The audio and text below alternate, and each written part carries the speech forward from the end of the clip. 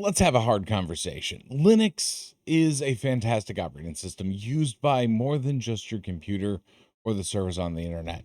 You have your route, that's a fan. Never mind, I'm currently using my router. But you also have things like your cell phone, if you're running Android, or your Steam Deck. I'm not going to throw these. But Linux itself isn't really prominent on the desktop. We're only looking at about 4% market share. If you add in things like Chromebooks or something like that, you get closer to maybe like 10%.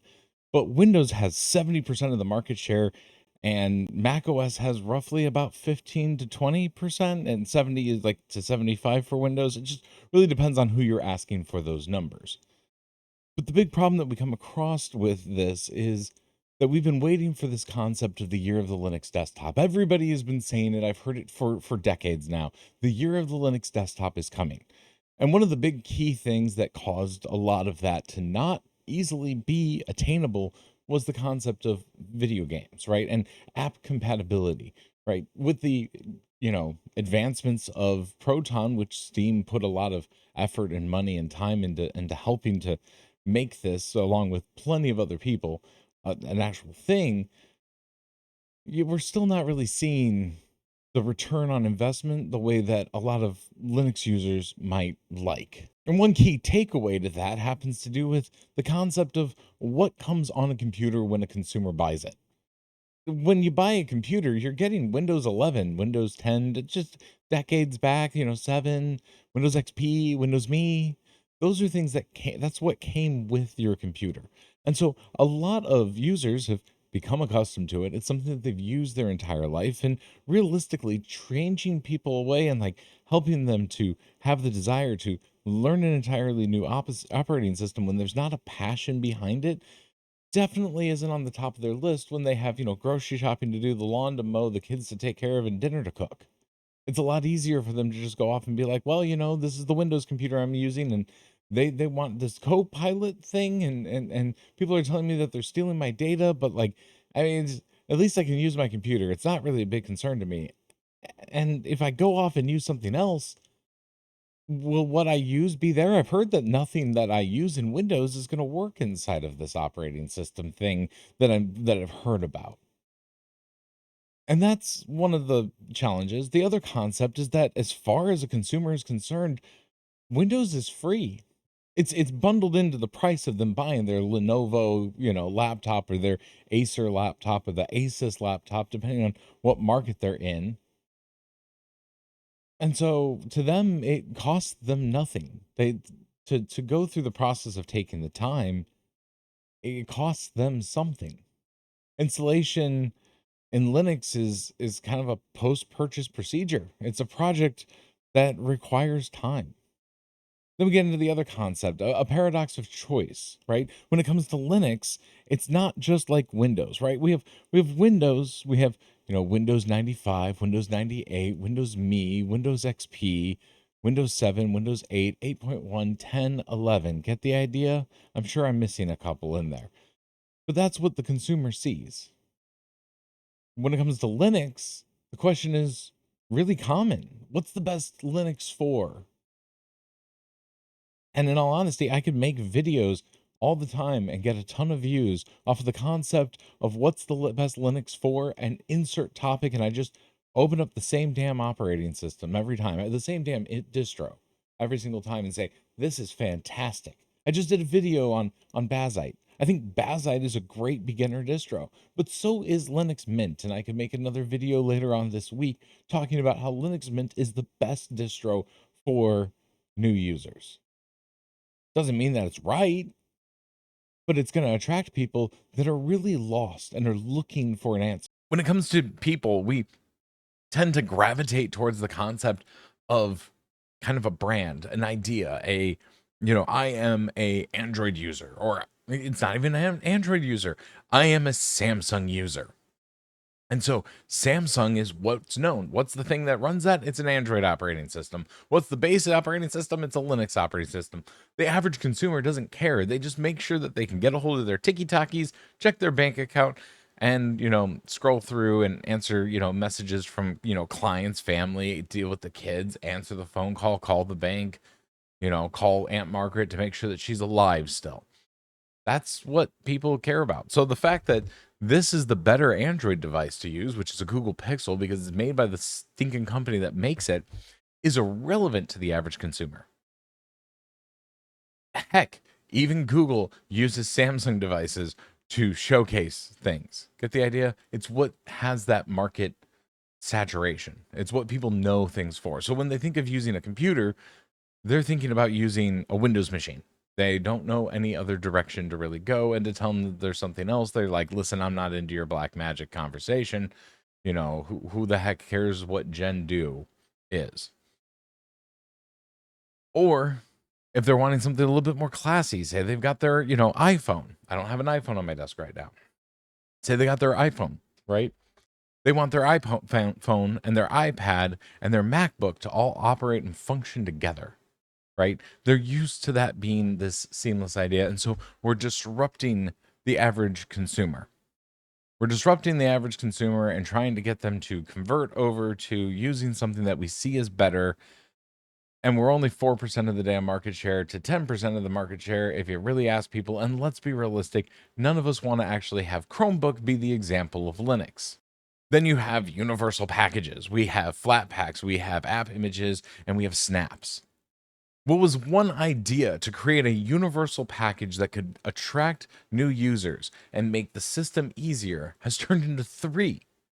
We have literally alienated the potential advancement of the people that join our system that have no damn clue, and all they want to do is go make sure that today their stock market price, they haven't lost everything in the middle of the night, and to go off and check their email. And we've given them three new answers on top of having things like KDE, Gnome, Wayland, Hyperland, Zool. I made that one up, but you probably were nodding along with me. And we've over encumbered them. They're like a character in a Skyrim run that has filled up their pockets and has no idea why the hell they can't move, but the guards are really mad at them and they'd like to get away. Then we have our software gaps. Like seriously, we have a software gap.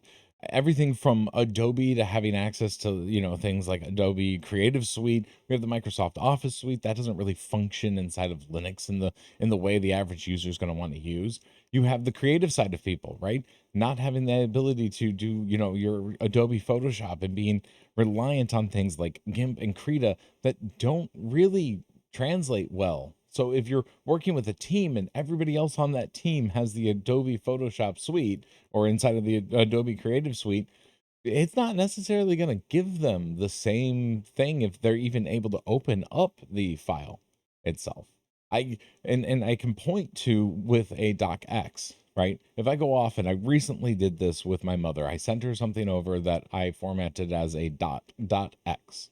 Docx. Good Lord, why the heck is that crazy? And sent it over to her, and she's like, David, I have no idea what's going on. Everything's a jumble. That was within the past year. And I'm like, not a problem, Mom. Let me go ahead and fix that for you. And I sent her over a Google Doc because it just made that easier. But that wasn't something that she's comfortable with. She's become more comfortable with using Google Docs now because she doesn't want to have to pay for the Microsoft cost. And something simple and easy is available to her. But that doesn't really help the average customer, especially the average customer that doesn't have somebody like me or any of my friends or the other people in the Linux community or PC community together. Not everybody has that. Their equivalent of a David might know how to reformat their flash drive, or their equivalent of a uh, of a Rob, which another person, if you're familiar with this channel that is really good with computers, their equivalent of a Rob might know how to turn it off and on again, or their equivalent of emoji might know how to replace a stick of RAM, or their equivalent of, get the idea, their equivalent of a Linus from LTT, not Linus from the Linux kernel, might just happen to know how to add an extra monitor.